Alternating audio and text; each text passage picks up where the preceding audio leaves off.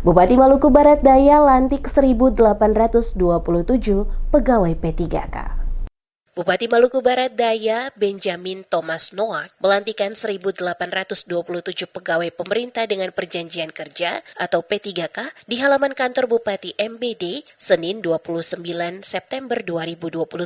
Dalam sambutannya, Bupati Noah menjelaskan bahwa pada Juni 2025, sebanyak 1.448 pegawai honorer telah diproses nomor induk pegawai atau NIP oleh BKPSDM. Rencananya, mereka akan dilantik pada Juli, bertepatan dengan HUT Kabupaten MBD atau Agustus pada momentum HUT Republik Indonesia. Namun, rencana tersebut urung terlaksana akibat adanya Pansus DPRD. Ia menambahkan, aksi demonstrasi dari Gerakan Mahasiswa Nasional Indonesia atau GMNI, cabang Maluku Barat Daya, yang menyuarakan aspirasi para honorer maupun P3K, turut mewarnai proses tersebut. Namun, hingga batas waktu yang ditentukan, rekomendasi Pansus DPRD tak kunjung diterbitkan.